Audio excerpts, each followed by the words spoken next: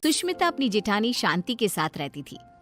दिखाने को दोनों देवरानी जेठानी एक दूसरे से बहुत प्यार करती थी, लेकिन देवरानी जेठानी के बीच की लड़ाई उन दोनों के अलावा अगर कोई जानता था तो वो थे उनके पति। उन दोनों में हमेशा ही लड़ाई होती रहती थी, कभी खाने को लेकर तो कभी कपड़े को लेकर। ऐसे ही एक दिन सुष्मिता का पति वरुण अपनी पत्नी और अपनी भाभी शांति से कहता है, सुष्मिता भाभी और भैया, मैं सोच रहा था कि इस घर में एक नौकर रख लेते हैं, क्योंकि इस बड़े से घर में मेरी भाभी माँ और मेरी प्यारी पत्नी के अलावा और कोई नहीं रहता। इस घर की सफाई करने में इन दोनों का कितना समय बीत जाता है, ये हमारे लिए खाना कैसे बना पाएंगी। तो मैं सोच रहा हूँ कि इस घर में एक नौकर को ले आता हूँ। वरुण, आइडिया बुरा नहीं है, लेकिन इन दोनों का झगड़ा देखकर मुझे लगता है कि हमें 2 नौकर रखने चाहिए। भैया, इतना बजट कहाँ है कि हम 2 नौकर रख सके। अरे आजकल नौकर कितने महंगे हो गए हैं। ये बात तो है। ठीक है, फिर 1 नौकर रख लेते हैं। हाँ, इस घर में नौकर ले आओ, लेकिन 1 नहीं 2, क्योंकि जो नौकर मेरा काम करेगा, मैं नहीं चाहती कि वही नौकर मेरी जेठानी का भी नौकर बनकर रहे। हाँ, मैं भी नहीं चाहती कि मेरा नौकर तेरा काम करे। हाँ, तो कह दीजिए ना जेठ जी को कि आपके लिए भी नौकर ले आए वो। हाँ, मेरा पति मेरे लिए नौकर तो ले ही आएगा ना, क्यों नहीं लाएगा। इस तरह दोनों के बीच एक बार फिर से झगड़ा हो जाता है। ये देख वरुण और विक्रम उन दोनों की लड़ाई में ना पड़ते हुए अपने अपने काम पर निकल जाते हैं, और काम पर जाते जाते दोनों भाई आपस में एक दूसरे से बात करते हैं। भैया, अगर यही हाल रहा तो हम लोगों को कभी भी खाना समय पर नहीं मिलने वाला। हाँ, तुम सही कह रहे हो वरुण, इसलिए आज शाम को ही हमें एक नौकर का बंदोबस्त करना होगा। इस तरह विक्रम और वरुण अपने काम पर चले जाते हैं, तो वहीं दूसरी तरफ सुष्मिता और शांति की बहस होती रहती है। वो दोनों अपनी बहस में इतनी मगन हो जाती हैं कि उन दोनों को पता ही नहीं चलता कि कब समय बीत चुका है। ऐसे ही शाम हो जाती है, और शाम के वक्त जब डोरबेल बजती है, सुष्मिता दरवाजा खोलती है। उसके सामने वरुण और विक्रम के साथ एक नौकर दिखता है। उस नौकर को देखकर सुष्मिता वरुण से कहती है, अरे वाह वरुण जी, आप तो आज सुबह नौकर की बात कर रहे थे, और देखो शाम को आप नौकर भी ले आए अपने साथ। पति हो तो ऐसा, वरना ना हो। सुष्मिता की बातें सुनकर शांति का गुस्सा 7वें आसमान पर पहुंच जाता है, जिसके बाद वो अपने पति के ऊपर चिल्लाते हुए कहती है, अजी आप क्यों नहीं लेकर आए? आपको दिखाई नहीं देता मैं कितनी थक जाती हूँ? अरे भाग्यवान, इस नौकर को मैं और वरुण हम दोनों ही लाए हैं। श्याम लाल किसी एक की चाकरी नहीं करेगा, बल्कि वो पूरे घर की सेवा करेगा। हाँ भैया, बिल्कुल ठीक कह रहे हैं। श्यामलाल, किचन ऊपर है, जाकर खाना बना दो। ठीक है साहब।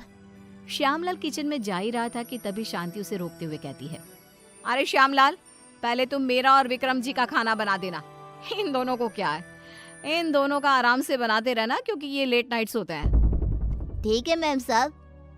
अरे ऐसे कैसे? श्यामलाल, पहले तुम मेरा खाना बनाओगे। बेचारा श्यामलाल उन दोनों की बात में फंस जाता है। वो सर पर हाथ रखकर बैठ जाता है, क्योंकि उसे समझ में ही नहीं आ रहा था कि पहले किसका खाना बनाया जाए। ये देख अब विक्रम श्यामलाल का समय फिक्स कर देता है, और अपने समय अनुसार श्यामलाल अपना काम करता है। कुछ दिन तो घर में शांति का माहौल बना रहता है, लेकिन एक दिन श्यामलाल कपड़े धोने के लिए सुष्मिता के पास जाता है और उसे कहता है, बेन साहब, कपड़े धोने के लिए हैं तो आप मुझे दे दीजिए, मैं अभी आपके कपड़े धो देता हूँ। उसकी बात सुनकर शांति आती है और उसके ऊपर चिल्लाते हुए कहती है, श्यामलाल, तुम पहले मेरे कपड़े धोगे। अगर तुमने मेरे कपड़े नहीं धोए तो मैं तुम्हें नौकरी से निकाल दूंगी। जी, नाम तो आपका शांति है, लेकिन आपके अंदर ना शांति नहीं है बिल्कुल भी। अरे इस समय वो मेरे कपड़े धोएगा। हाँ, श्यामलाल उन दोनों की बातें सुनकर फिर से एक बार फंस जाता है। दुखी होते हुए कहता है, मैम साहब, आप दोनों ही मुझे अपने कपड़े दे दीजिए, मैं एक साथ कपड़े धो दूंगा। नहीं, हमारे कपड़े एक साथ नहीं धुलेंगे। नहीं, हमारे कपड़े एक साथ नहीं धुलेंगे। उनकी बात सुनकर श्यामलाल बेचारा एक बार फिर कंफ्यूज हो जाता है, और वहां से मुंह लटकाए नीचे किचन में जाकर काम करने लगता है। ऐसे ही समय बीतने लगता है, और एक दिन श्यामलाल शांति के कमरे में कुर्सी पर खड़ा होकर पंखे को रगड़ रगड़ के साफ कर रहा था। ये देख सुष्मिता नौकर के ऊपर चिल्लाते हुए कहती है, श्यामलाल, तुमने आज तक इस तरह से मेरे कमरे की सफाई तो नहीं करी। अरे ऐसी कौन सी मेहरबानी करी है जेठानी जी, जो तुम उनके कमरे की इतने अच्छे से सफाई कर रहे हो। श्यामलाल कुछ बोलता तभी शांति आ जाती है और सुष्मिता को जवाब देते हुए कहती है, देवरानी जी, आप कुछ नहीं बोल सकती क्योंकि अभी आपके कमरे की सफाई का समय नहीं आया है। तो आप मेरे कमरे में आकर अपना लेक्चर मत दो श्यामलाल को। सुष्मिता मुंह बनाते हुए वहां से अपने कमरे में चली जाती है। कुछ समय बाद श्यामलाल सुष्मिता के कमरे की सफाई करने आता है। सुष्मिता श्यामलाल से अपने दरवाजे को भी घिसवाती है और अपने शीशे को भी चमकवाती है। कभी अपने कमरे के फर्श को अच्छे से रगड़वाती है और इस तरह श्यामलाल पूरी तरह से फंस जाता है। उसे समझ में ही नहीं आ रहा था कि इन दोनों को कैसे संभाला जाए, लेकिन वो बेचारा करता भी क्या, मजबूर था। ऐसे ही एक दिन श्यामलाल बाजार से सब्जियां लेने जा रहा था, तभी वो खुद से कहता है, क्यों ना मैं एक ही समय पर दोनों मेम साहब की सब्जियां ले आऊं और दोनों को अलग अलग समय पर दिखा दूंगा कि मैं अलग समय पर यही सब्जियां लेकर आया हूँ। यही ठीक रहेगा।